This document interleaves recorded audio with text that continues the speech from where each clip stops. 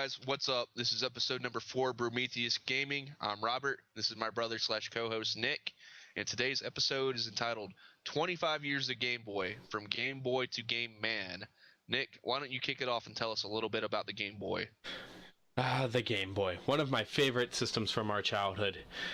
Game Boy sold 118.69 million units, created by the genius Gunpei Yokoi, who also created the Game & Watch system. It is a phenomenal creature. I cannot believe it is 25 years old at this point. When it launched, it only came out with 5 games in America: Super Mario Land, Alleyway, Baseball, Tetris, Tennis, but all a phenomenal lineup. I remember playing Tetris for many an hour. Even people who weren't into video games and still aren't remember it quite fondly. Robert, I remember we both had Game Boys. It was, what, a few years after launch? You remember much about that?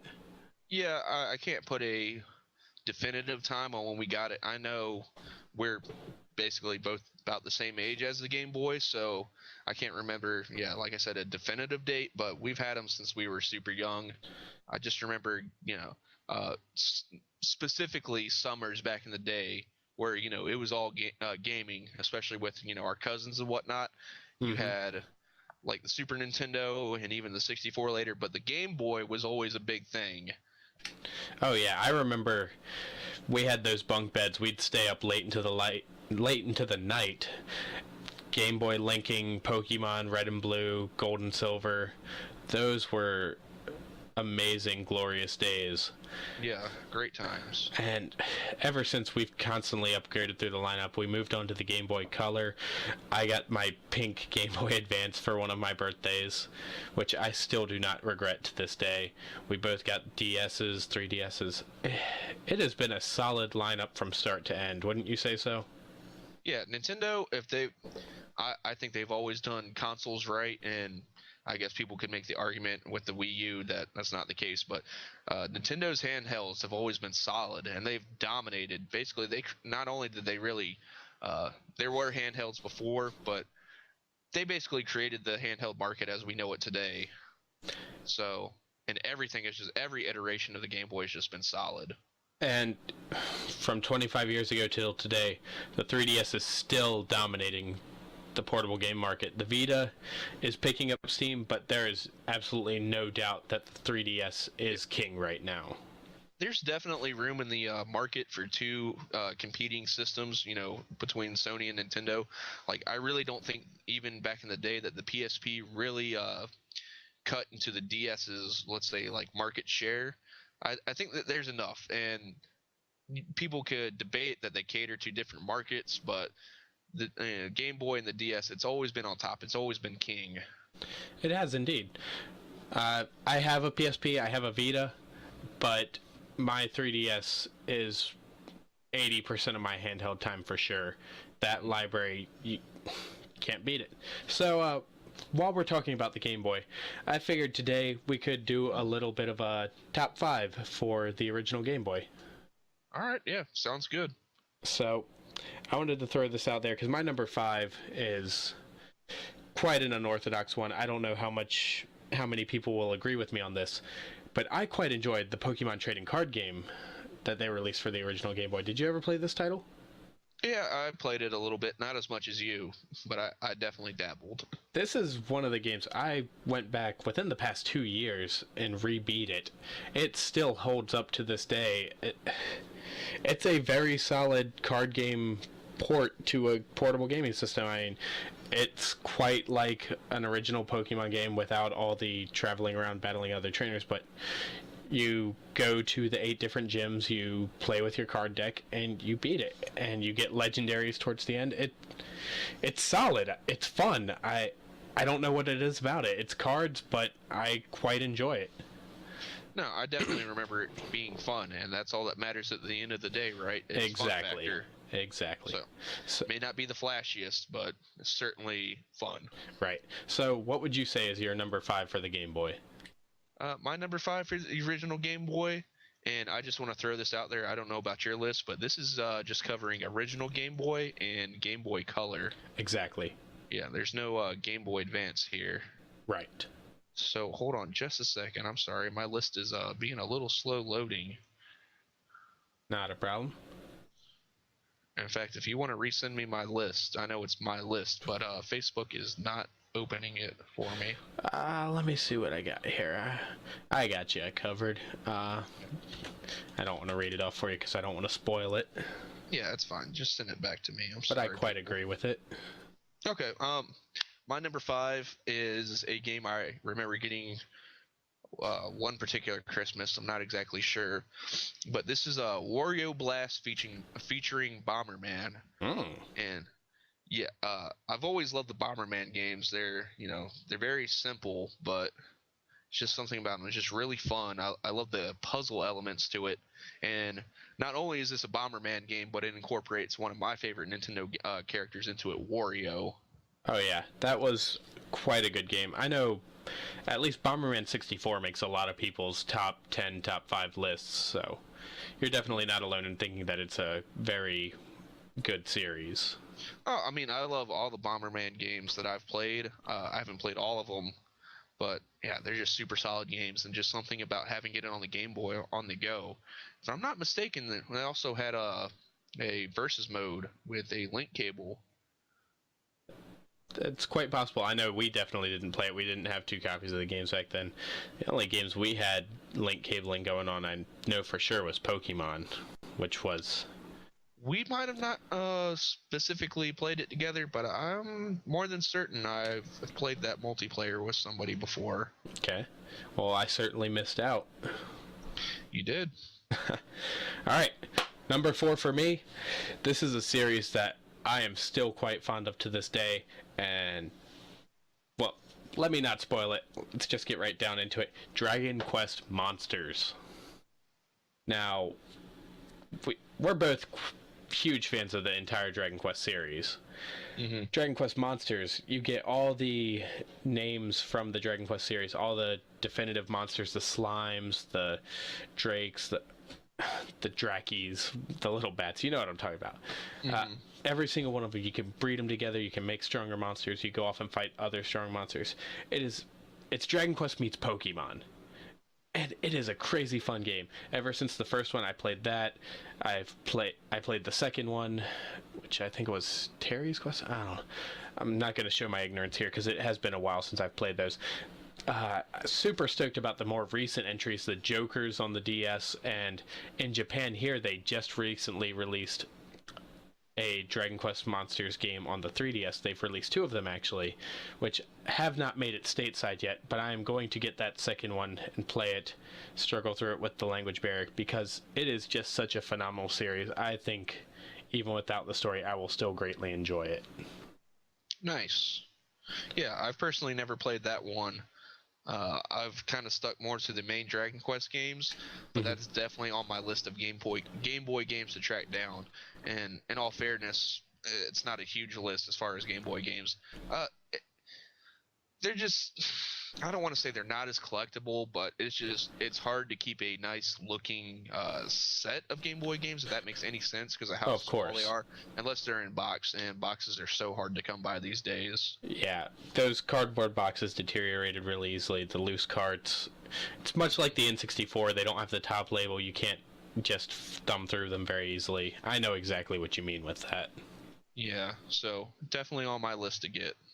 All right, so what's your number 4? All right, my number 4, and I'm sure this is a game that everybody who's played the Game Boy has played this one. This is Super Mario Land 2, 6 Golden Coins. And I just remember playing this a ton back in the day, completing it multiple times. If I'm not mistaken, you might see a theme in my list here, but this is also the game that introduced us to the character Wario. Yeah, he was the final boss in that one. You know, spoilers, if you haven't beat Super Mario Land 2, then you probably need to play that one. But yeah, just fantastic. I remember playing the first Mario Land, excuse me, the first Mario Land on Game Boy. But this one just, I feel like, got the feel of the console games just a little bit better. It was just overall just a super, really well done and rounded out game. I don't disagree with you there. That was a fun game. I've played it myself. I know it's available on the eShop right now for the 3DS, if anybody's interested in going to play it. So, yeah, go for it. Just a classic. Definitely. All right, number 3 time. Mm-hmm. For me, this is a series that I've really enjoyed. This is one that I actually went out of my way to find on eBay because I hadn't found a good copy in the wild. But Final Fantasy Legend. Very nice. Yeah. Yes. Sorry about that, my dog. No, it's or my roommate's dog. quite all right. But this game was phenomenal. It's a RPG. You select your 4 characters. You get humans, monsters. I don't know if it was cyborgs. I'm pretty sure it was machines, and then they introduced cyborgs or something in the next one. But you can choose those. Monsters could eat the meat of other monsters to become stronger or weaker, which was an interesting thing. Just the systems involved, the story element, quite enjoyed it. It's a fairly short game, but RPGs back then, you could only pack so much content into them.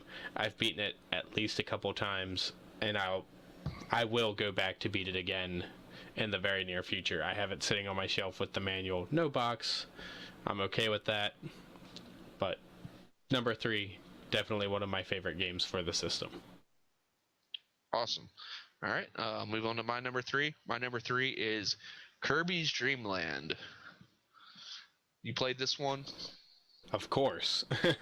Yeah, a kind of rhetorical question, but this is one we got back in the day relatively early with our Game Boys, and this was also the debut of the Kirby series in general, and and the character.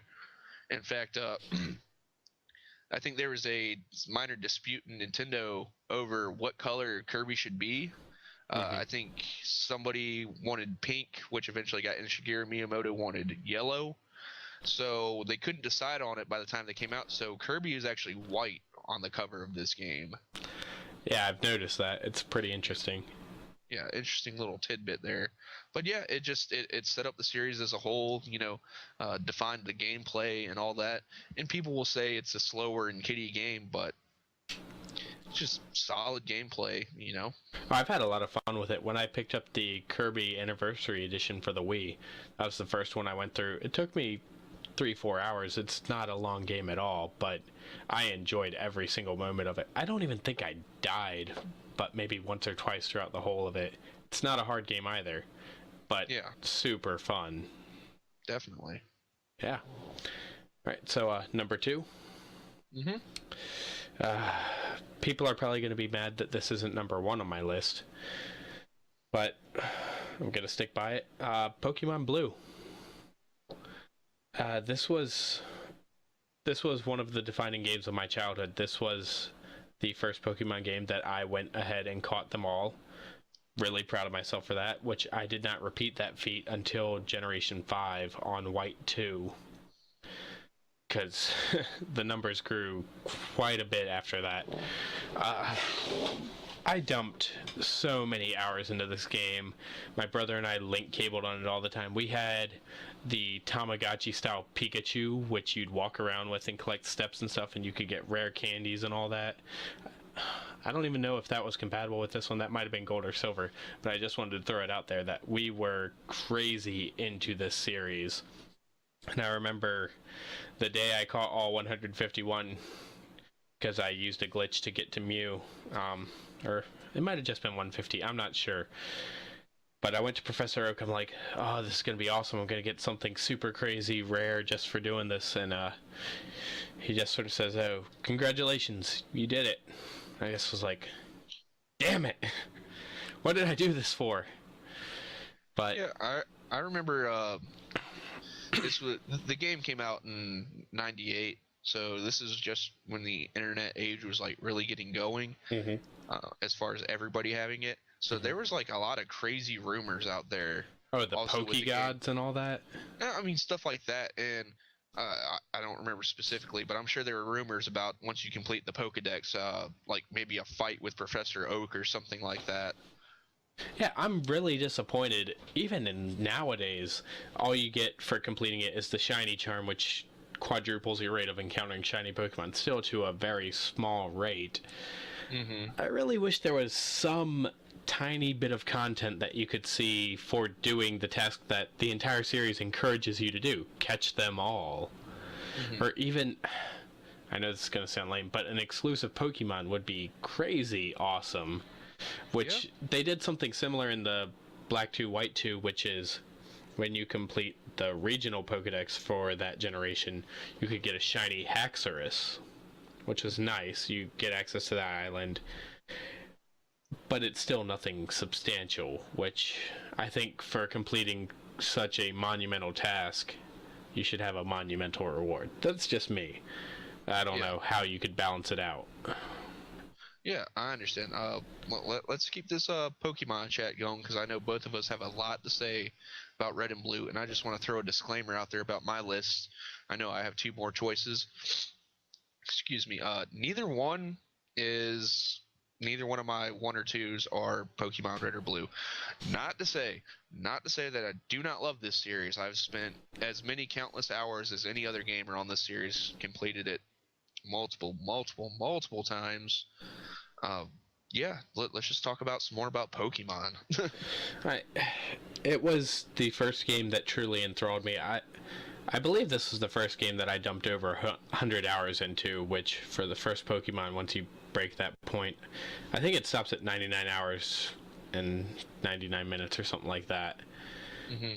But I can't believe how much detail they put into this game.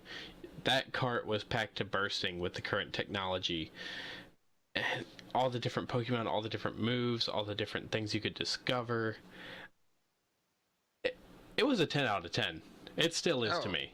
Absolutely, no doubt about it. That's why the game still goes at retail between $25 and $30, just loose. Oh, of course.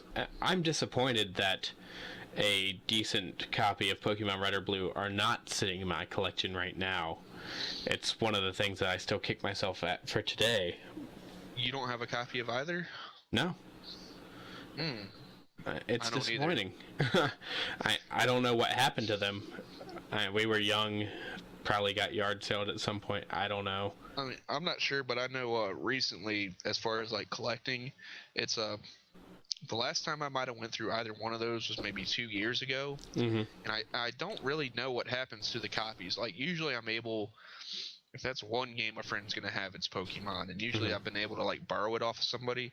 And I don't want to sound cheap, but I'm not really inclined to spend $30 on any game. Of course. Especially, it's at that point nowadays where a lot of them are experiencing battery failure, where you're going to have to open them up, solder in a new one. So that's another limiting factor on collecting this one nowadays. Not that I won't ever have a copy in my collection. Hopefully this spring I'll be able to go to a yard sale and $5 is, about what I feel comfortable paying for. Not to sound super cheap, I just know there's hundreds of thousands out there. Oh yeah. So. And to be fair, I do have a copy of Leaf Green for the Game Boy Advance and Soul Silver for the DS. So I do have the Gen 1 and 2 remakes, just not the original copies, which are still quite valuable, as we've noted. Yeah. Geez, this is going to make it sound bad, but contradicting what I just said, but I spent, I think, about $30 on Soul Silver, but that was complete in box with the Pokewalker and everything. Mm-hmm. And I had never played Soul Silver. Obviously, I'd played Silver a ton, but I just never had played that one before. I guess that's why it was a little easier to justify the asking cost for it. And to be fair, for a loose copy of Soul Silver or Heart Gold now is about $45 to $50. So just the cart? Yes. Wow. So you did not overpay for that at all. It is becoming a quite hard to come by game. I guess because it's a remake and getting it all complete in box, that's very difficult to come by. I'm glad I got it when I did. Mm-hmm. I have my complete in box Soul Silver sitting on the shelf. Pokewalker batteries died. I do need to replace that, but I'm quite happy that I was into collecting enough at the time where I consciously kept all those parts. Yeah, and so let's talk a little more about Pokemon. I know we're cutting deeply into our top 5 discussion, but hey, let's roll with it. Also, the other stuff that came from Pokemon. How about the trading card game? How about number 5 on my anime? list. I still watch the anime sometimes. I was, really excited when X and Y were coming out. They released a 4-episode series called Pokemon Origins. I was just gonna ask you, did you watch Pokemon Origins?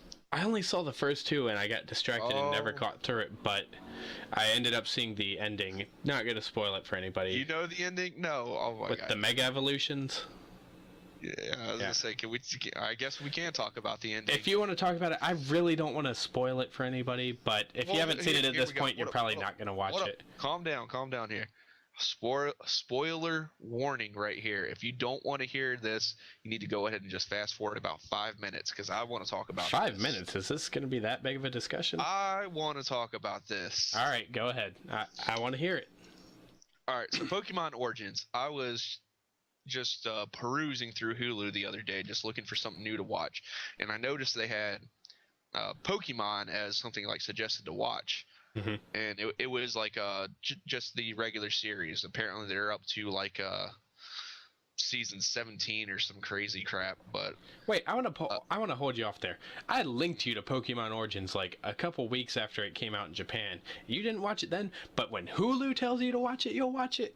Was it out in America in English at that point? Because okay, fine. Hold up. I remember when I first heard about it, I heard that it wasn't going to get localized. I think it was a lot more popular than anybody expected. Yeah, it's just really good. But let's talk about this ending, because you saw the ending, right? Of course. So this series is just for 4 episodes.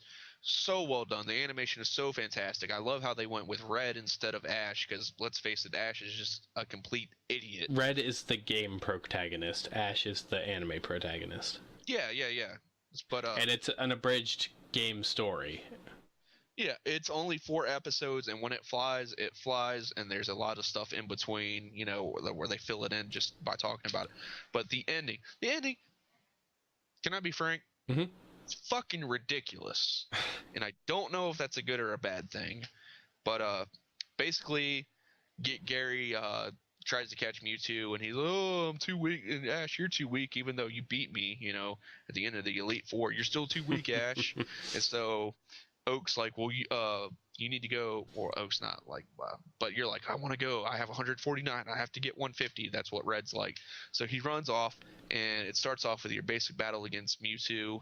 It's a pretty freaking epic. I like Mewtwo is more cat-like, if that sounds understandable.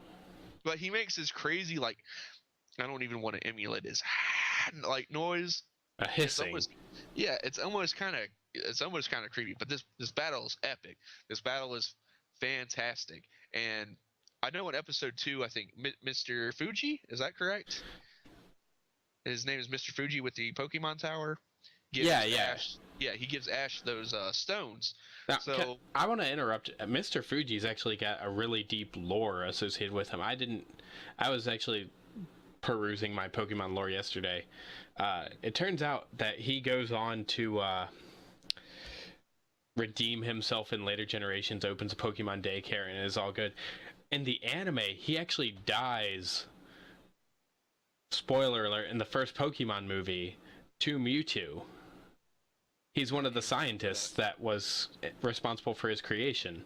Wow, so he's retconned out of the anime, but still exists in the game series. I thought that was kind of interesting. Just a little Pokemon tidbit for you guys. Interesting tidbit. I need to rewatch the first movie. Apparently, let's get back to this. People that are skipping ahead for spoilers for continuity's sake. Correct. Basically, Charizard's getting his ass kicked by Mewtwo. Mewtwo knocks Charizard and Red into like this water back, and you're like, oh, all right. Number one, why didn't Charizard's tail go out right then? Because he's in fucking water. Yeah, and to clarify for people, Charmander through Charizard, if the tail goes out, they're supposed to die in the animated series. And I'm not, I know this is Pokemon, but they're fully submerged in this water. They're sinking. They're sinking to the bottom. To be fair, though, this is following the game continuity, not the anime continuity. But so. I get that. But this part I'm about to go to just throws that all out the window, because this is the one part that's not as loyal to the original content. This is the one part they took liberties with. Basically, they're sinking. Oh, everybody thinks is the end. Stones start to activate. Mega Charizard X, or whatever the hell you want to call him, comes out the freaking water. He's all blue and black. I personally think he's cool. I had him in X when I played through. Oh yeah, Charizard X is badass. But Y is okay. This is weird. This is like you're following the story this closely, and I know it came out around the time of X and Y, and they want to tie a little bit into it. It was completely to hype X and Y. That was the main push behind it. This kills me, because they're talking about the Pokedex. They're talking about there's one more Pokemon, and I don't know how Mega Evolutions work in the Pokedex, but if you ask me, that's a new Pokemon. No, Mega Evolutions do not count in the Pokedex. They count as a new form of the same Pokemon. I don't get it. So I guess no Mega Evolutions are in the Pokédex in any capacity. Because it's a temporary transformation. They revert back to their original form after the battle. All right. Well, I guess that might have been my one whole thing with it. It kind of made it seem like, oh, well, if there's another form of Charizard, then there's obviously more than 150 Pokemon. But anyway, that was it was silly. Obviously, Mega Charizard X goes on to kick Mewtwo's ass. Red throws his Pokeball, and that's the end of it. And so they're all laughing about it at the end at the table. And what do you know? Mew flies by the window, and that's it. Yeah, it was a pretty good anime series. I mean, it was definitely a plug to get people hyped for X and Y. It does kind of not make sense for them to throw Mega Evolution into there's only 150 Pokemon spiel. But they even retconned that out of Fire Red, in which they're like, there's 150 in our region, but who knows how many there could be outside of that. Yeah. So, take it as you will. Yeah, sorry we got off track there with I don't know, what was that, 10 minutes about Pokemon Origins. But I thought it was super well done. It was. Personally, I wish there were more episodes. Like, literally, if I had my way, I would have had an episode of Gym Battle, and you could have made it 10 episodes total. But they definitely fast-forwarded through a lot of it.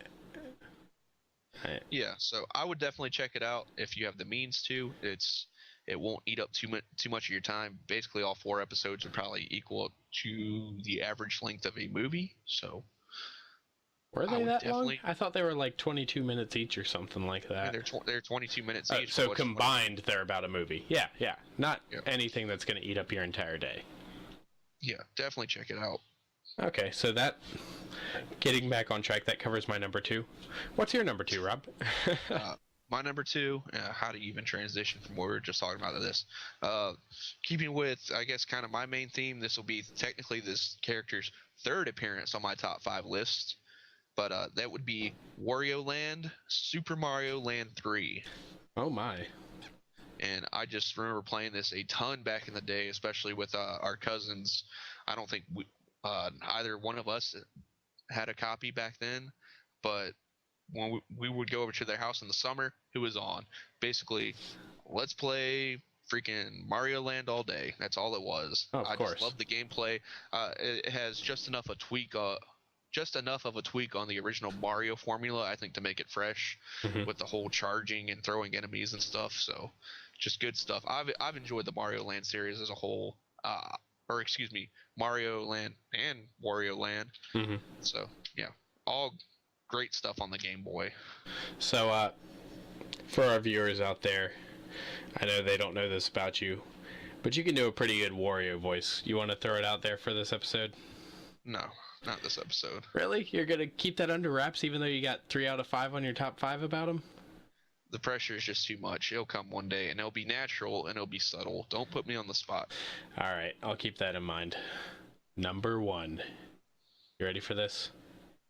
This is a game I know we both owned at some point. We busted out the link cables for this one. I do recall that now because this was one you couldn't beat without link cabling between both versions. Legend of Zelda, Oracle of Seasons, Oracle of Ages. You remember these? Oh yeah, definitely. Phenomenal games. These came after Link's Awakening for the Game Boy Color. Oh my goodness, these were excellent games, each on their own. They were both quite similar, many of the same sub-weapons and the exact same gameplay for the most part. But you got two Zelda games at the same time. You had to beat one, then beat the other, and beat Twin Rova in it. Or you beat one, you link cable to the other version with your save file. You beat the second one, beat Twin Rova, link cable back to the first one, beat it again. And then you got to beat Twin Rova and Ganon to actually beat the entire game. It was absolutely ridiculous. I wish they had done that a little better where you only had to beat each game once. But I had a crazy amount of fun with these games. I need to get back into them and go through another playthrough soon. But I had a lot of fun with them. That is well, that's, you definitely got a lot of content for your money, and Exactly. multiple playthroughs, so that was definitely a great time killer. I love all Zelda games. This is no different. This is, might I say, the definitive Zelda mini series as far as handheld Zelda games go. Mm-hmm. I mean, I haven't really played any of the DS ones, so I guess I can't say that. And I love Link's Awakening, but these were just so good. Oh yeah, Link's Awakening was great, but it was kind of weak in the content department. It had a lot of great references to other Nintendo series, like the Chain Chomp in the middle of town. That was awesome, but these two really just hit home with the crazy amount of content. Two completely different games. You thought you'd be getting a similar game with different twists to them. It was two completely separate games that you could link together and get basically a 16 dungeon Zelda out of. Mm-hmm. I enjoyed it immensely. Yeah, in fact, that's also one of the original, well, both of them actually, one of the original Game Boy or Game Boy Color games I'm tracking down. But with Zelda games, I'm more particular. I want complete Zelda games, even on the Game Boy. And in fact, I was just looking at Amazon, and it looks for like a complete version of each one is going to run me about $55. Ooh, that is no, it's kind of steep for a Zelda complete game box.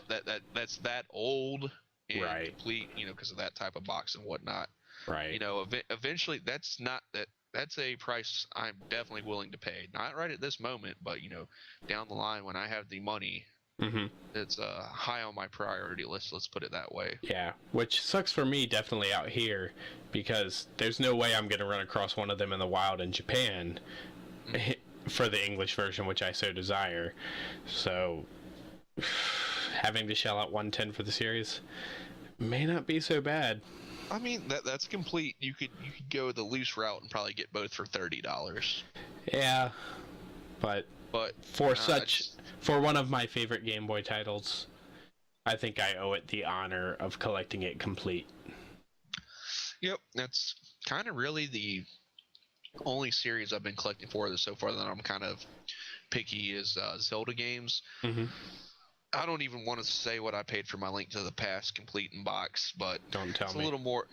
Yeah, it's a little more than I usually like to pay for games. Right. That was my Christmas gift to myself. I know, even for a loose copy, I paid $20 or $25 for it at this point.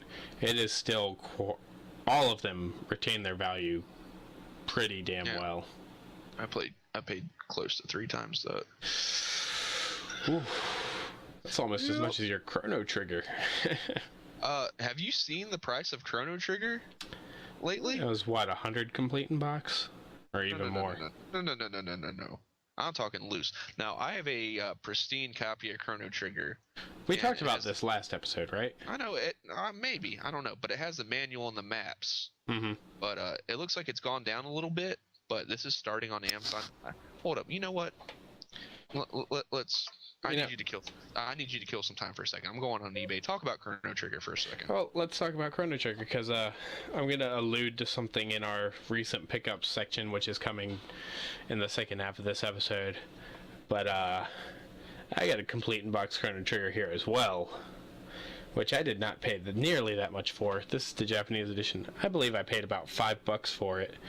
Now it's got a sticker stuck to the front, which says 11,400 yen, which nowadays that'd be $114. Back then it was probably more closer to 60. Yeah, I'm seeing them on Amazon right here, and the Japanese version is maybe $20 for completed listings. Yeah, about $20. For the American version, it's going on average for about $85 now. It looks like for loose. Yeah, that's loose. These are completed auctions. Okay. In fact, this one has a box, and it was $132. Damn, somebody got a steal on that. Nice. That might. Oh man. Yeah, because I have all the inserts for it. I literally just need a box.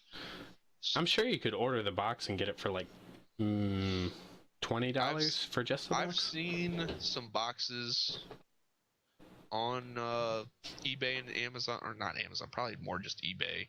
But yeah, they were about $20, and I'm kicking myself for not buying it because I could have one of the rare Super Nintendo games complete in box.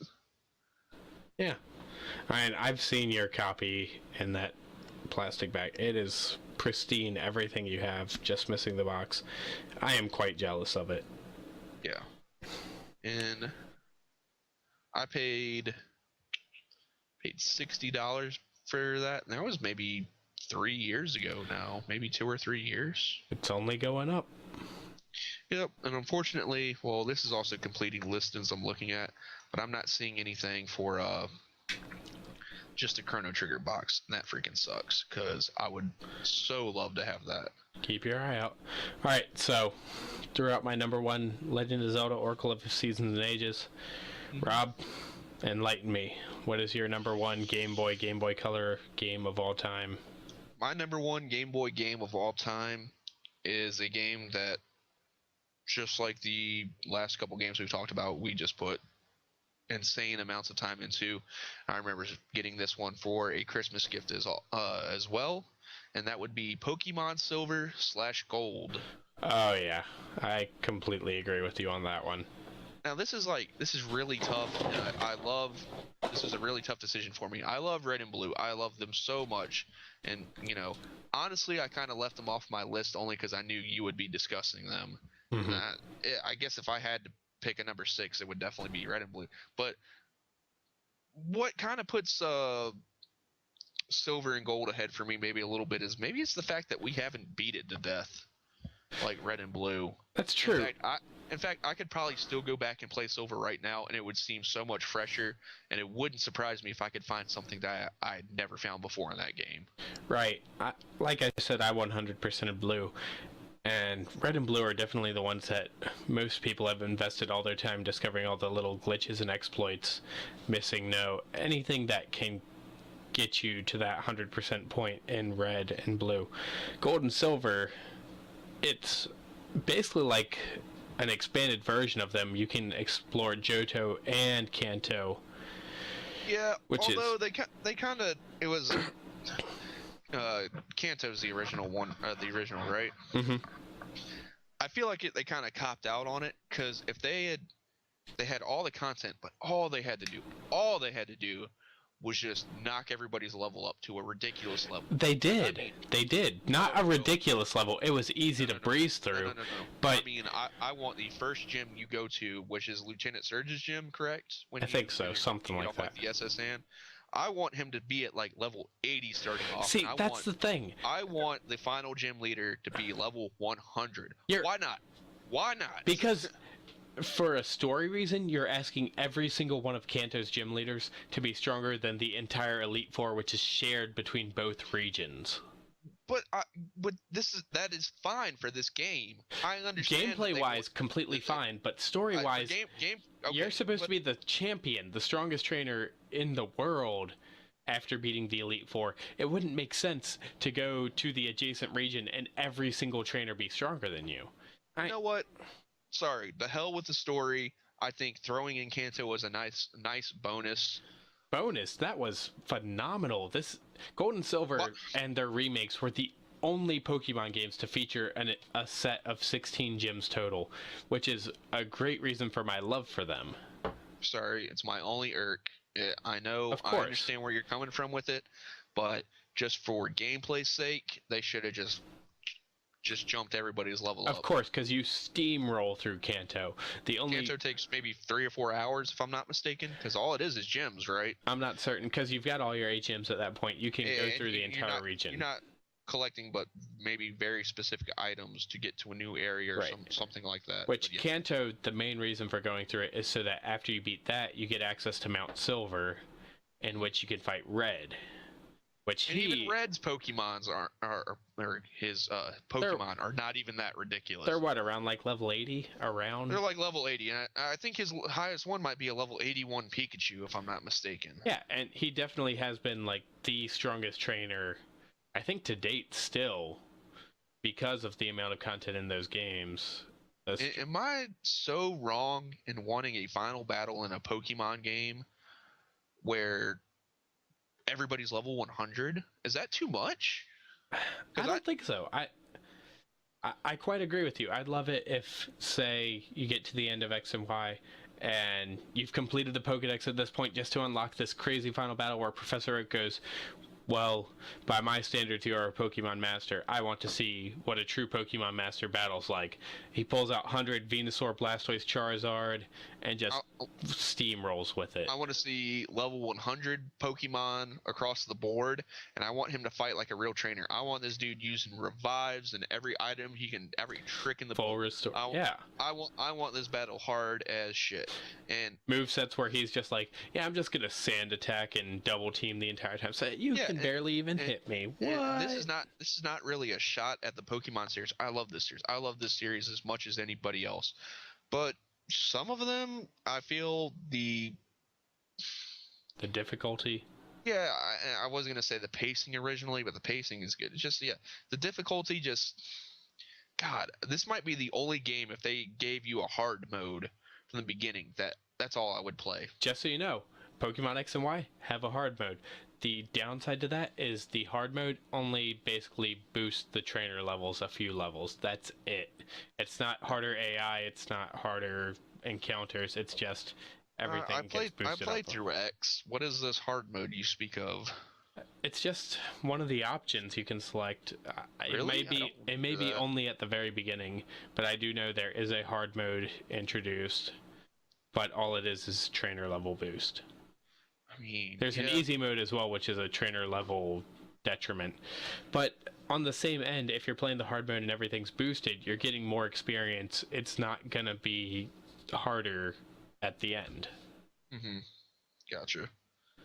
So it'd be interesting to see a harder game, like better AI, better strategies, where they could actually give you a run for your money. Or if Nintendo, wanted just to make a ridiculous amount of money, they could just make that Pokemon MMO on the Wii U. It's not going to happen. I know it's not going to happen, but, you want to push console sales, that might be a way to do it. But right. So, I'm quite happy with our top 5 lists. I wish the Game Boy a very happy 25th birthday, or should I say the Game Man at this point, which can now go off and rent its own cars and drink and whatever else it chooses. All the fun stuff that comes with being 25. Hey, you're 25, aren't you? I am 25 years old. It's pretty awesome. So, I know we spent a lot of time on our first news topic. Let's move on to our second news topic. So, right. GameStop, which we have shown tremendous amounts of love for in the past few episodes, am I right? It's my favorite place to buy video games. I mean, you go in and you buy a game and you just get as many free stickers as you want and subpar customer service. I mean, what's not to love? Oh man, I remember I was buying some PS2 games recently and I think I got like 20 free stickers on it. It was amazing. I had so much fun peeling those off for my collection and then putting some rubbing alcohol so that they wouldn't all stick together. Great times. But I know for a fact, just to speak about stickers, my roommate, he hasn't said anything about it, but I know he's heard it, and I know he's thought, "What is going on?" Because I'll be in my bedroom, where my game room setup is, and all you hear is this. I don't even know how to describe it, but basically you take a piece of duct tape and you turn it, in a circle inside out. You take the sticky side and you take the sticky side and you take it to the case and you pull up and it pulls the residue off, right? mm-hmm. That's the trick I use. It makes a very loud, obnoxious noise, and I could only imagine what my roommate is thinking that I'm doing during this time. 'Cause it's loud and repetitive. And, yeah, I'm just gonna leave it at that. But all right.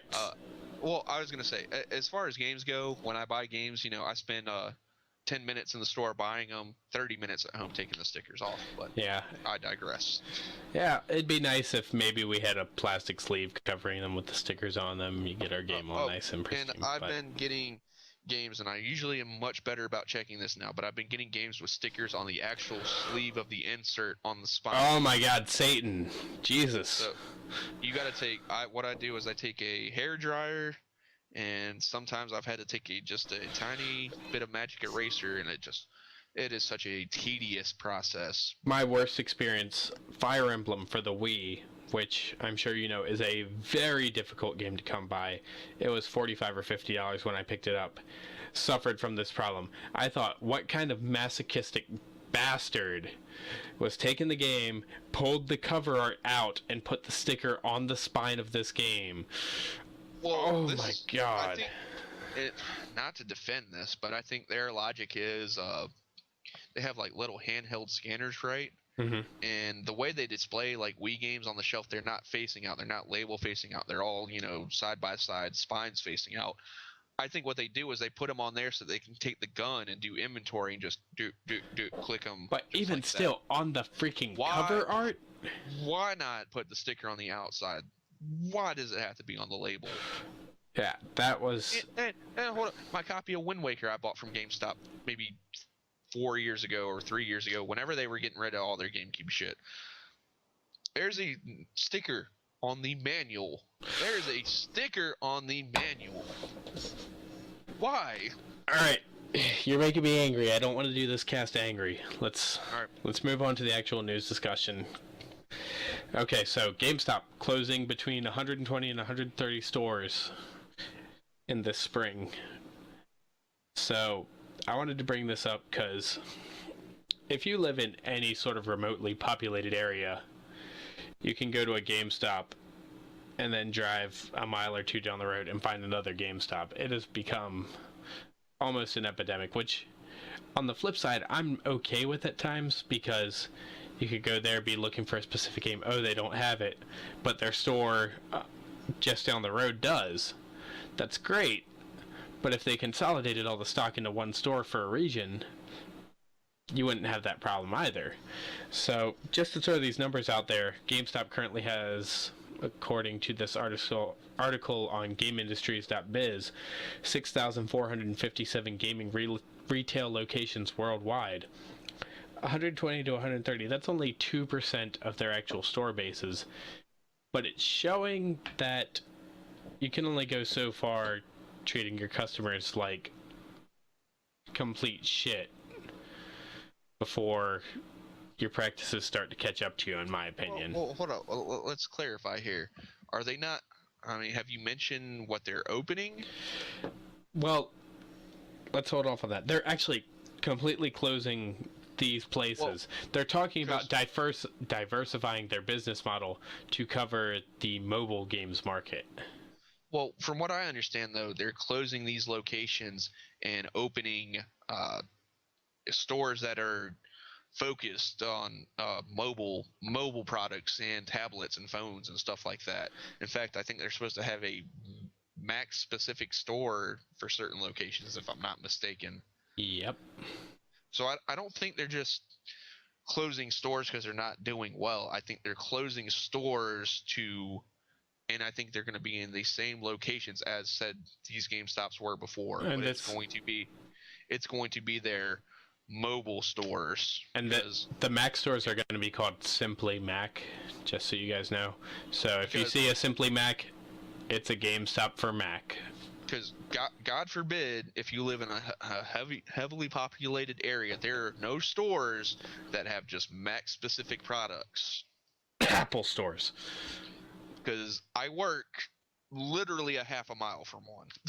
I know they're around. So why GameStop thinks they're going to be able to open a used Apple store just baffles me. Which is also funny to me, considering the density of GameStop stores in urban locations.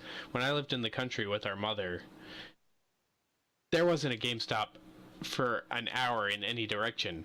But once you pass that point to any urban environment, they were across the street from each other. I don't understand who's doing these locations, who's like, you know what, we've got a store right here, but let's open one across the street in the mall also, just to make sure we cover every single person there too. Well, I think also part of that came back in the day is when GameStop EB Games basically absorbed their competition when they bought out EB Games and electronic, or I guess EB is Electronics Boutique, or like they also bought out like Software Etc. and Funko Land. So yeah, so sometimes there would be a GameStop competing. Like I remember in our hometown, there was a GameStop and there was EB Games. Right. EB Games was in the mall. GameStop was in a shopping center right outside the mall, less than half a mile. But when GameStop bought them out, you had two GameStops literally within a half a mile of each other. Well, what's even crazy is the mall in Colonial Heights, Virginia. You walk in there, there's a GameStop on the left side right there, and then right across, it might not have even been Colonial Heights. I think this is actually someplace in Hampton Roads. Yeah, you might be talking about Chesapeake here. I think I know what you're talking about. But there's one where you walk out of the GameStop and you can look across to the other side, and there's another GameStop within about 300 feet. Which is great, if you're looking for, just games in general, some maybe some more random stuff that's not newer. It's like, a double-sized GameStop pretty much, but it's absolutely ridiculous in some aspects. Yeah, it makes no sense as far as just a business plan would go. It's the Starbucks of video games at this point. I don't even think Starbucks is that bad because, people joke there's a Starbucks on every corner, but sometimes they're not even, these GameStops aren't even spread out to two separate corners. Like I said, literally less than half a mile away from each other. Yeah. It's nice if you live in a location to be able to go to all of them that you can, but it sucks for their coverage of certain demographics. Like I said, where you have to drive at least an hour, and the only place you could buy video games in that location is Walmart. Yeah, it's unfortunate, but, thank goodness. I've been in a situation where I've had to live in a less than populated area. There still exist alternatives. Honestly, I just drove an hour to the closest mom and pop store, and I just cleaned the house once every week or two. But yeah, there exist alternatives. Amazon is great if you know what you're doing, and eBay can be a great tool too. Yes, but personally, definitely. I don't really use either. You need to be more on Amazon though. Yeah, especially since I have Amazon Prime and I can get free shipping on everything. Really? It's eligible. Yeah. Like we've said previously, there's just something about going to a flea market, a mom and pop shop, and seeing that copy of like Super Mario RPG in its box for $20 or less. Just, you can't beat it. I'm making an example. I know. Even though I did pick up Super Mario RPG for about $5 this week. I will talk about that later, though. Well, that's the Japanese copy. If I'm not mistaken, yes, you paid... Yes. No, you don't want me to divulge in what you paid on that? What was the deal? Did you not get a buy two get one free on that deal? I was picking up box Super Nintendo games for 300 yen a pop. Whoa. I'm talking about in America when you bought Super Mario RPG. Did you not get it with Mega Man X Collection and something else? I got it with Mega Man X Collection. I forget the other game I picked it up, but they were all like $40 a piece, but it was buy two get one free for all Nintendo games. It wasn't Mario Galaxy 2, was it? I think it might have been. Yeah, back when it was really new, or newer. Yeah. Now it's dropped down to about 20. You can find it. Which sucks, but yeah. Hey, you still got Mega Man X Collection on GameCube. That's a pretty big one. And I got them all for like $30 each, or even less, so I'm not sweating it.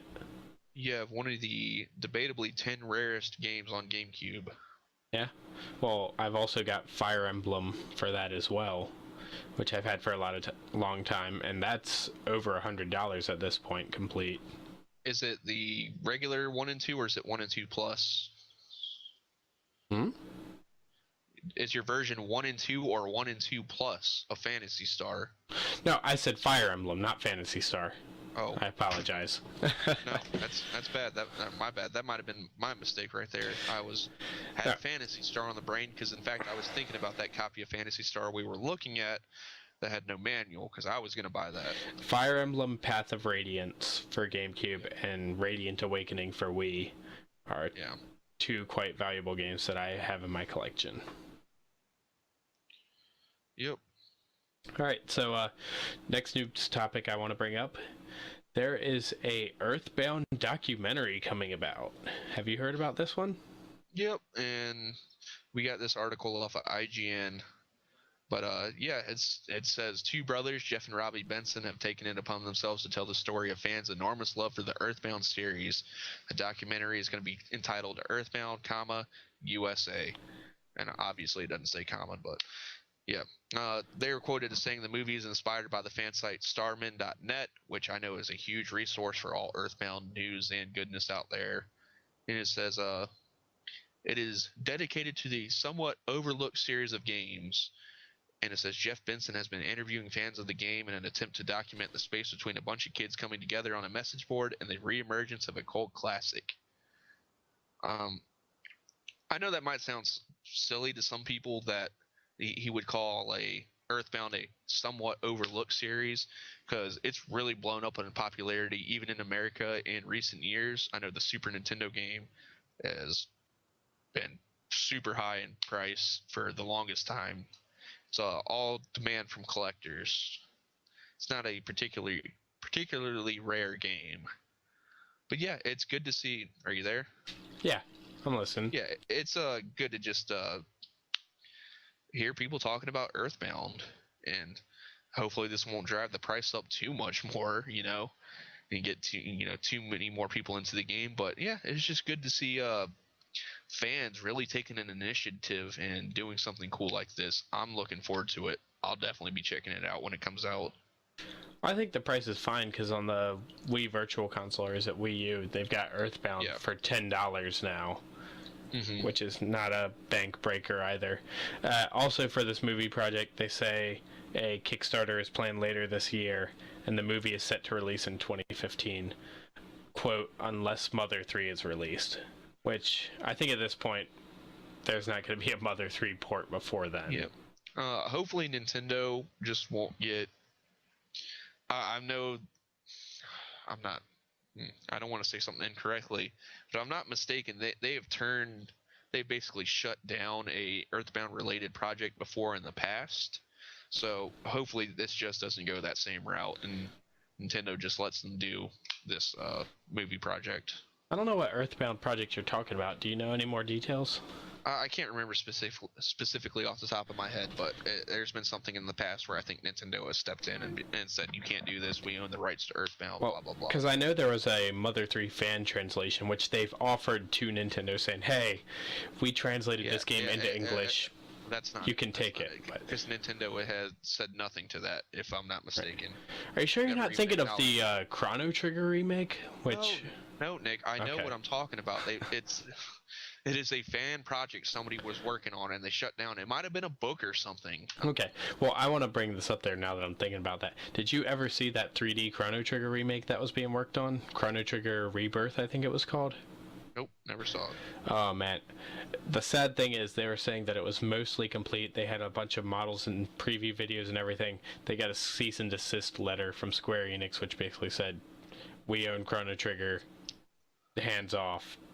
Stop. I mean, I'll be frank, with especially an IP beloved as that, I don't see why you wouldn't seek out permission to do it before, and if you can't get permission, why move forward and put all the effort into the project? Well, that's the thing. You're not gonna get permission from Square Enix to remake Chrono Trigger.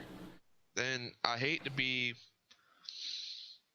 This is gonna sound bad, and I understand gamers just want more Chrono Trigger. They want more content, but if you don't own it and it's a beloved IP, and especially if it's like somebody as big as SquareSoft, I wouldn't touch it. I mean, no offense, don't waste your time on something that's not gonna ever come to fruition. Well, that's the thing. You don't know it's never going to come to fruition. It could be one of those things you develop underground, release to the public for free, and just let people have their 3D Chrono Trigger. But I understand that. I don't know. Maybe there's a delicate balance here, but it just seems like it's going to get out there, and obviously Square is going to catch wind of this eventually, especially if it blows up. So, I mean, I'm torn. All for more Chrono Trigger, but I don't want to see people just wasting time. Right. I understand. So, any more gaming news for us today, Rob? Just a little bit. Got a little thing I want to mention here, and I'm sure most people wouldn't be interested in this, but there's a Groupon out there. Groupon? A Groupon for a 360 wireless controller, manufacturer refurbished, multiple colors available, with free returns, $24.99. And Nice. I think I might be doing this because I know 360 controllers are a dime a dozen nowadays, and people are unloading their 360s. They're relatively easy to get your hands on. I don't know the details for a fact, but it says refurbished, and if I was to think refurbished, if anything, that would mean probably new thumbsticks.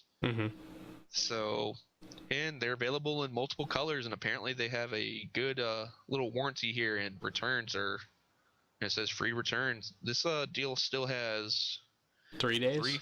Three full days going on.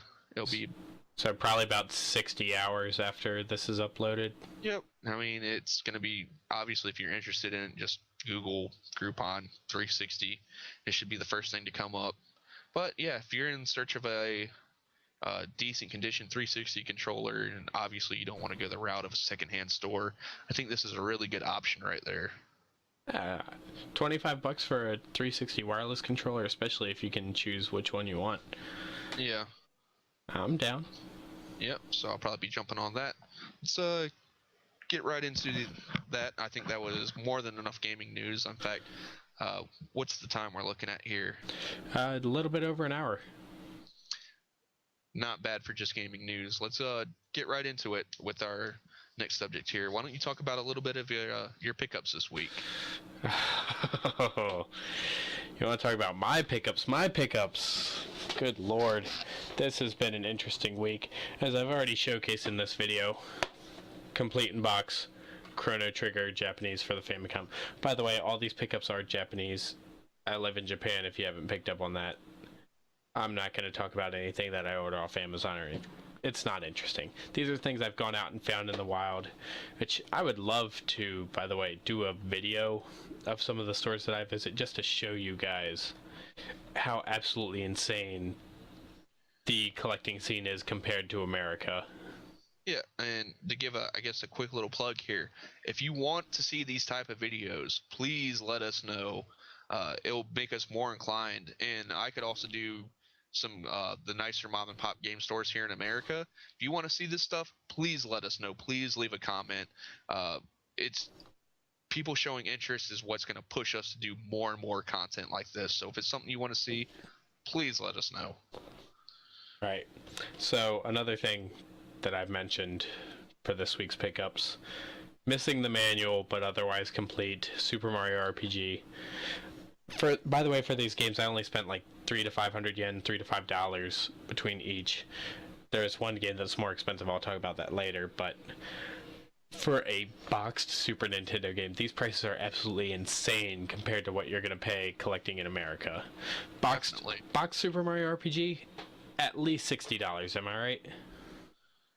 You might be pushing $60 on just a loose copy these days. Which I picked it up for $40 not too long ago, but maybe $42. But yeah, quite expensive. And like we were saying earlier, Chrono Trigger is what, nearly $100 for boxed, or over $100 for boxed. It's way more than $100 for boxed. The cheapest completed listing I saw for and this might have been just the box and game was $130. Right. So another interesting title that I picked up complete in box, the original Donkey Kong Country. This is fun. Called Super Donkey Kong in Japan. I know you and I both, between 1, 2, and 3 on the Super Nintendo, dumped countless hours into those. Oh yeah. In fact, hold on. I gotta take my headphones off for a second. No problem.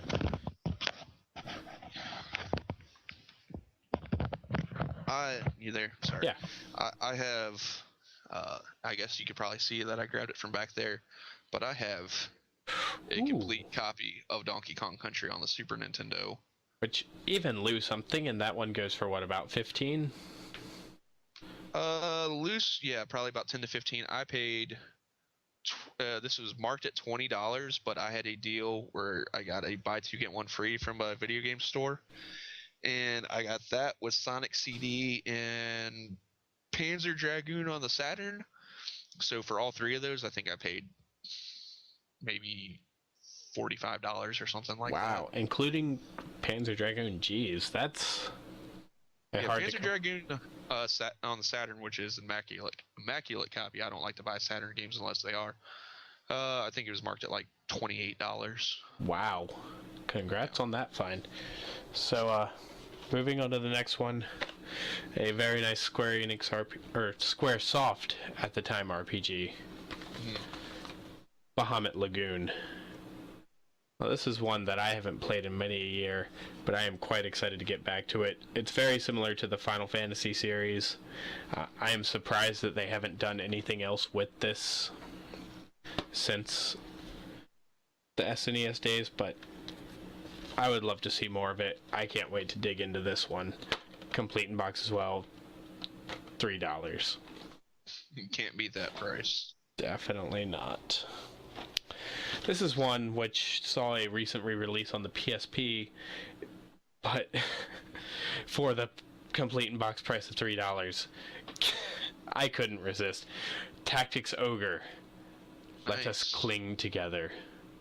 I am a huge fan of these tactics RPGs. Final Fantasy Tactics, one of my top games of all time, if not my top.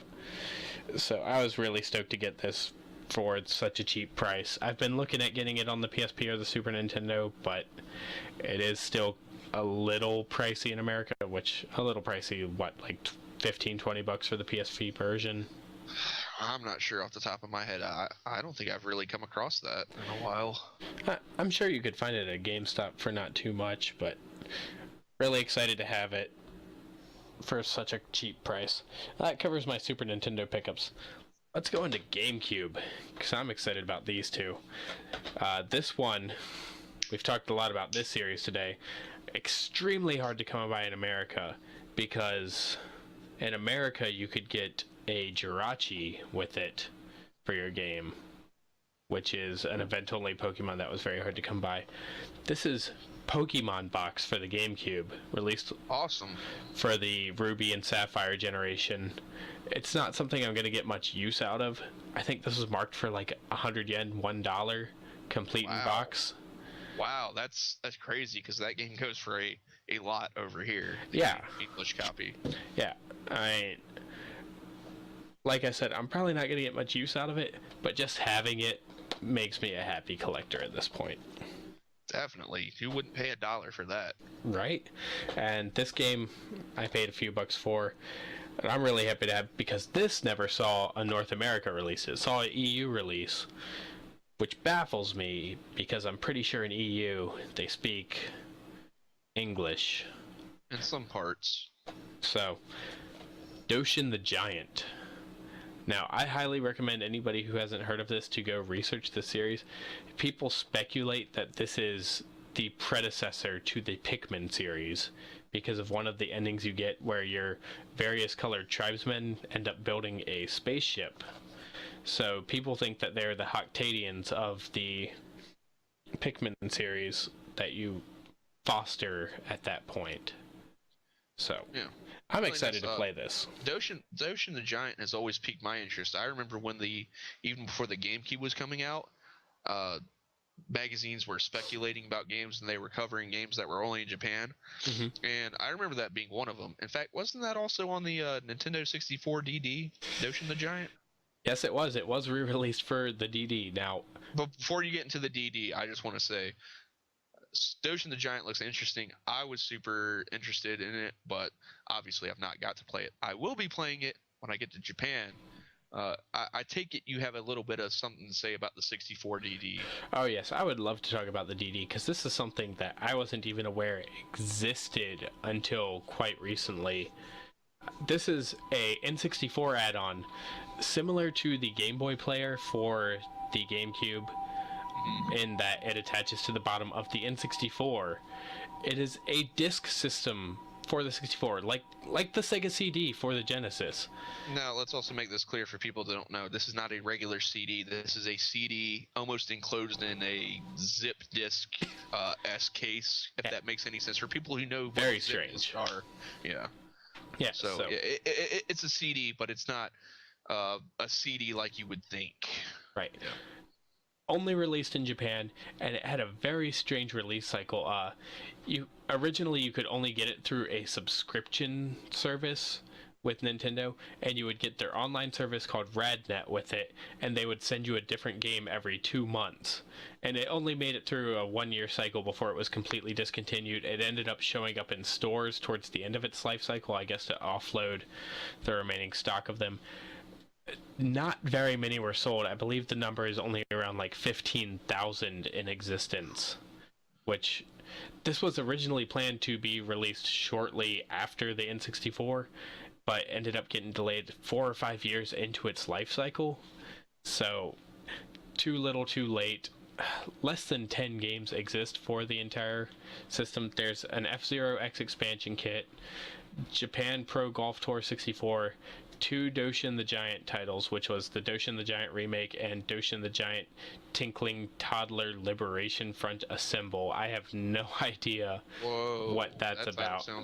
That title sounds ridiculous. Yeah, and then a bunch of Mario Artists, which were the successor to Mario Paint, one of my favorite Super Nintendo games, and SimCity 64 for it. Very interesting system. I would be highly interested in seeing highly interested in collecting the entire set of games for it.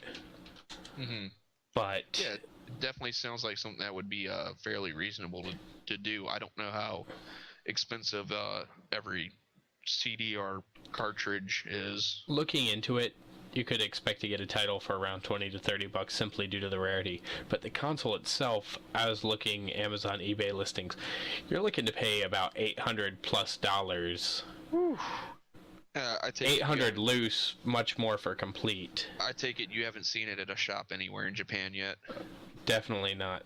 If I had, I would have gone crazy because only 15,000 were sold. I know you wouldn't have bought it for $800 though. Of course not. But what would be a price you would feel comfortable paying for a Nintendo DD? I think if I saw it for under 300, it's happening. 300 being the complete in-box price, less than that for a loose one, I think I'd jump on it simply because I don't know when I could ever come across it again. Yeah. I know in the States I'll never come across one, so... Exactly. It's not something you will come across. And if you do, chances are it's going to be a game shop that's asking for $1,200 for it. Yeah. But a little bit of gaming history for you guys today. A console many aren't even aware of existing. Alright, so is that it for your pickups? No! Oh, you still got more. Oh, I got more. Let's move on to my PS2 pickups, because these are... I'm enjoying these. So, are you familiar with .hack?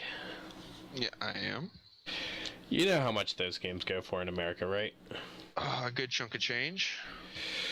So, I'm just going to hold this up here.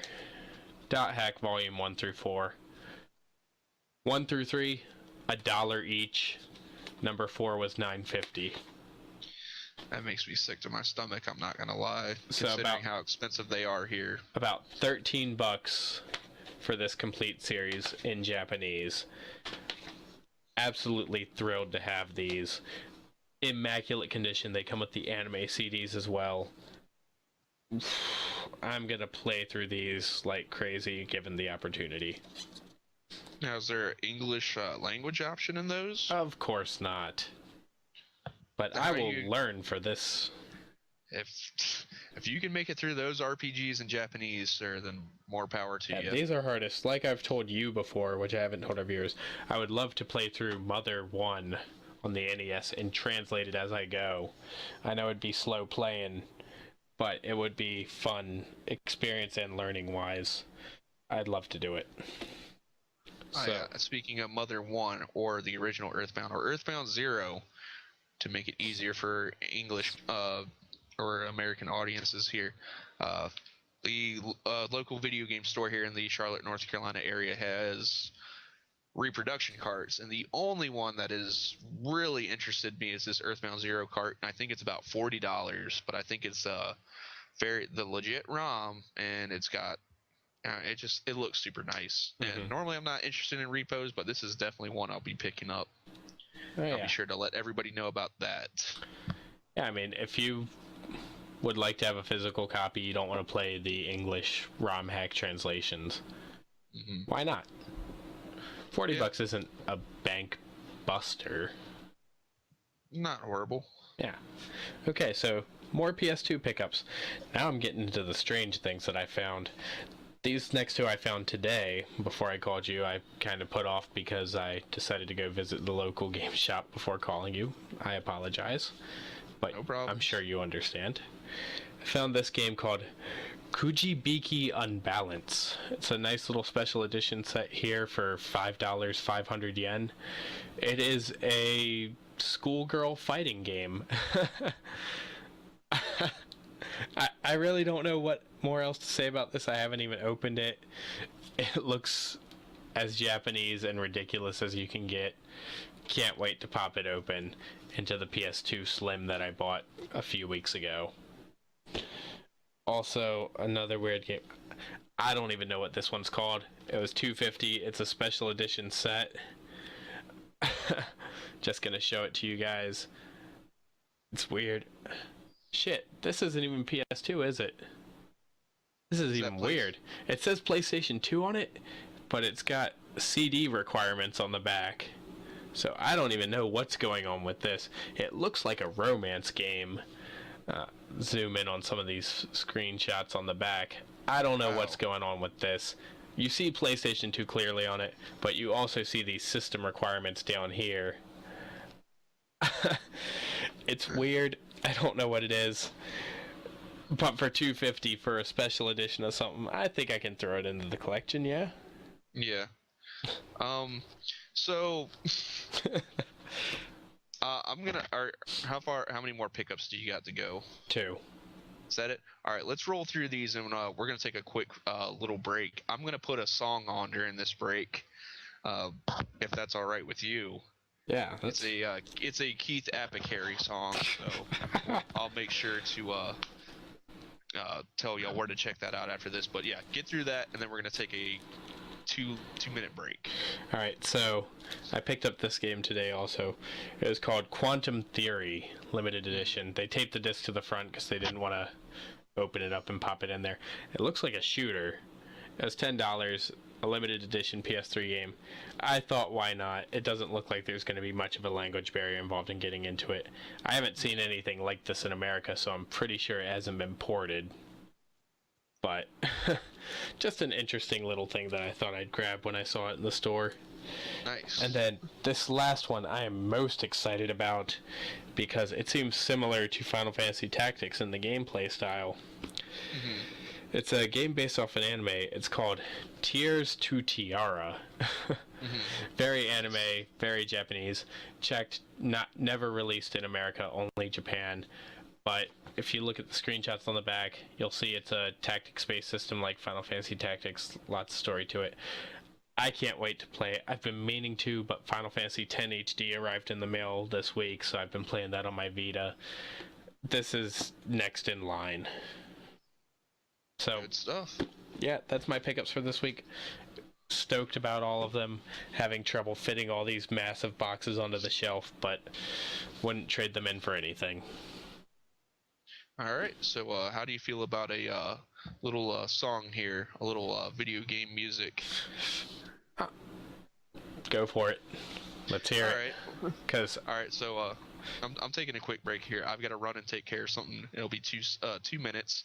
But if you haven't seen him on YouTube, this is Keith Apicary. Channel name is Nathan Barnett, and he does a character. One of his characters is Keith Apicary, and this is a song he did. I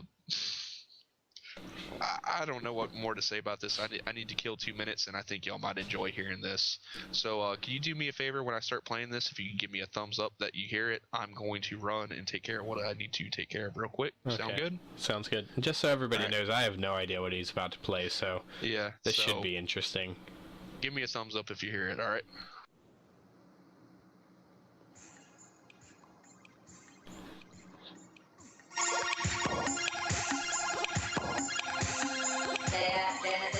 Model 1 system activated. Go. SCGA, check is what I wanna play. MEGA, Mega driving every day.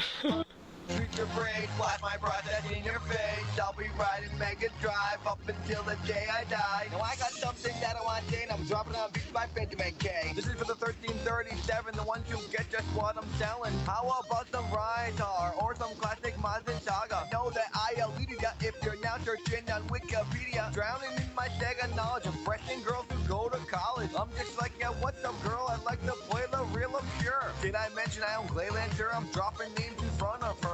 Why is she now rolling her eyes? I just committed Sega-cide. I'll be on the Oasis, I'm shining in the darkness. I am the Ranger X, riding over Populous. SNES may as well wear a dress. I couldn't care less for a stupid princess. Why does Mortal Kombat blood look like vomit? If you want a bloodbath, buy a Sega, then press A, B, A, C, A, and double B. I'm ripping dudes' heads off ever since 93. I wanna play my Genesis, blast me with that process. I'll be riding Mega Drive up until the day I die. Up, down, left, right, A start, up, down, left, right, A start, up, down, left, right, A start.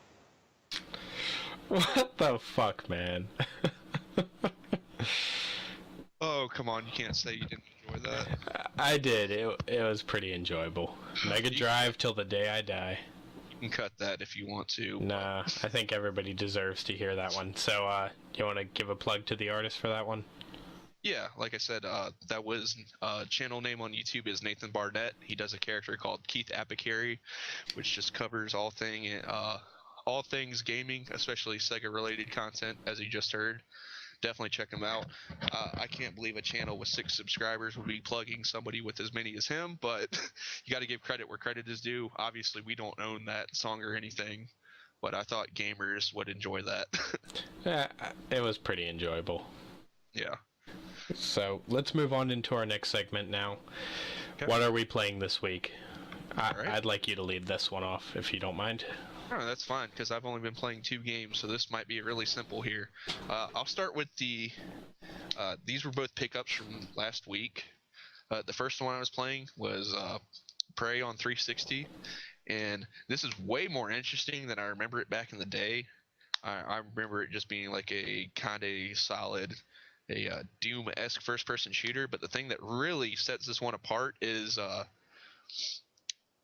there's like, how do I even describe it? There's like little gravity panels on the walls, and you have to shoot them to shift the environments and solve puzzles to progress to new areas.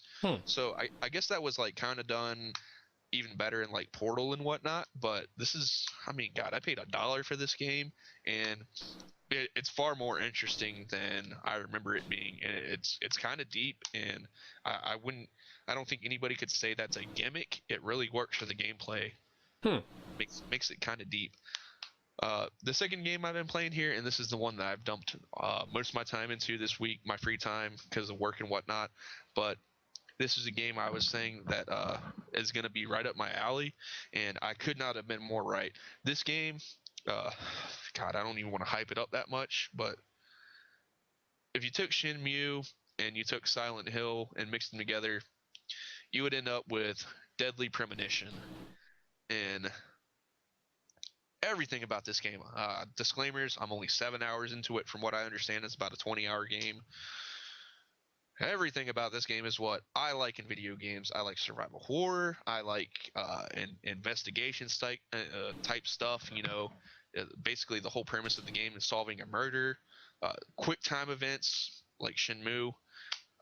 Just everything about it. I mean, people say it's repetitive and it is awfully linear at times, but I don't know what it is. It's got all the good elements I like about all, survival horror and action games, and I think it just does it right. And when I'm done with this game, I'll be rebuying the director's cut on PlayStation 3, even though it's like $30, and I'll probably play through that right away. Nice. That good. I'm that interested into it. I think I paid $5 for this at a pawn shop, and it's just worth every penny. I'm enjoying this so much. In fact, when we get off the podcast right here, I'm playing Deadly Premonition till I go to sleep tonight. Nice. Yeah. Personally, I haven't been playing this much this week either. I downloaded Final Fantasy VIII on the PSN for my Vita. Been playing a lot of that. I got to Disc 2 in it, and I'm really kicking myself for saying this, but I've lost interest for other games again. It's the curse of what happens whenever I play Final Fantasy VIII. I get a decent amount into it and just started dropping off. It just doesn't grip me as much as a lot of the other ones. That's exactly what happened to me, because I have played it maybe 6 months ago, and I got to the second disc. I want to say, I'm sure I'm not even right. I want to say at least 15 hours into it. Mm-hmm. And just, lost interest. Haven't touched it since. And if I'm going to go through 8 again, I'm more than likely just going to have to restart it all over again. Yeah, but on the flip side of that, Final Fantasy X HD did come for me in the mail this week for Vita as well. Super stoked about that. Got at least 10 hours into that. Really enjoying it. The biggest gripe I have with it is they say it's the HD edition. I really can't tell much of a difference between when it came out on the PS2 and this version. Well, it might be more of a thing that's more noticeable on the console edition, the PS3 version, because you're playing on the Vita, and the Vita's got a super small, crisp screen, so it's gonna. Yeah, by comparison, it's probably not gonna look. 10 looked gorgeous when it came out, anyways. I know they've improved the character models a slight bit, but that's not that much to me to consider it an entire HD edition. I am super excited about the fact that they included the Dark Aeons and the Super Boss Pandemonium and the Expert Sphere Grid, all features that were only included in the international releases of this game, which haven't come to America until this edition. So I do get a little bit of extra boss content. I'm happy about that. This is the definitive Final Fantasy X edition. I'm happy to go through it again. Nice. I personally, out of all the Final Fantasies, this might irk some people, but I just never got into 10. It's not a knock on the game. It's just maybe, obviously I own it, so maybe one of these days I'll go through it. I'm not saying it's a bad game. I've just not gotten into it like everybody else. I think you should. It's pretty solid. Yeah, I've got about 50 plus games on the docket before I'll get around to it eventually. Right. Yeah. Okay, so that covers what we're playing. Let's move on. We got some plans. Yes, we do. Let's talk about them. All right. The first thing we mentioned earlier was basically game store tours.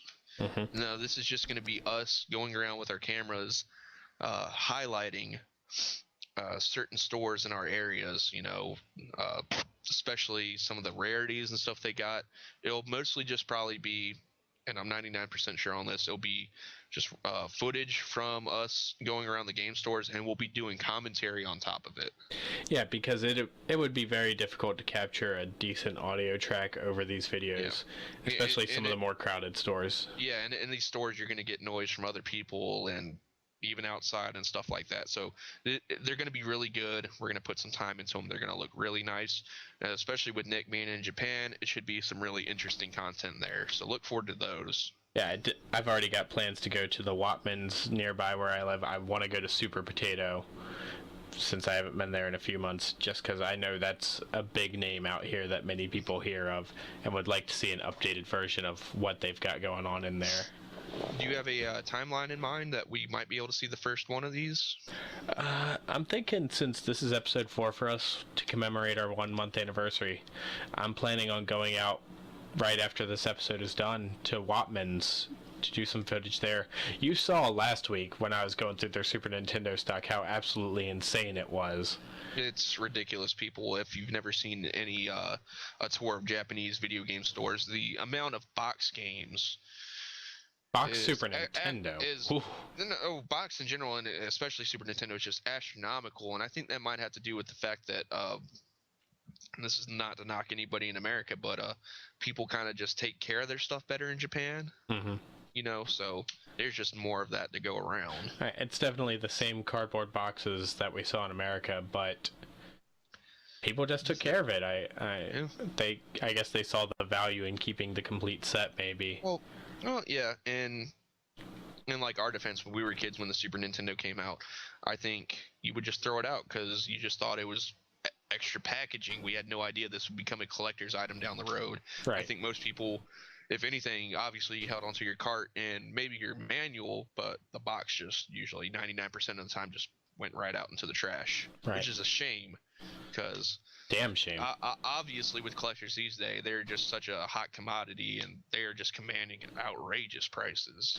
I think the most recent thing that I ended up throwing out before getting serious into collecting was my 3DS box for the Legend of Zelda version, the small 3DS that came with Ocarina of Time.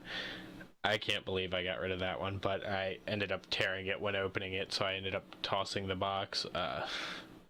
Ever since then, I've taken a lot better care of everything, but it's quite disappointing not to have that with my collection at this point. It would be honestly amazing if we had just kept everything from childhood on to now. Absolutely. I think the collection would easily be on my end in the 1,000 game range. Of course, and we'd probably hate each other after trying to divvy up who owns what. Yeah. Okay, so another content thing that I was thinking about doing, we should do some collection tours. Yeah, I'm definitely open to this idea. I just want to put a disclaimer out there. It's not going to be nearly as outrageous as some collection tours out there on YouTube. We're talking people with 2,000-3,000 plus games, but I know I'm like right at the about 500 game mark right now. I have 21 unique systems, maybe 27 systems total. Mm-hmm. So I definitely, I know for a fact when like friends that come over that are like into gaming but not necessarily collecting or whatnot, they're always impressed when they see it. So it's not going to be a thing to show off, but I think some people out there might be interested into seeing some of the more rare items and just our collections overall. Yeah, I think it'd be nice for our viewers to get familiar with what we have, what we enjoy. I know both of our collections, they're prime games. They're not games for the sake of having games for the most part.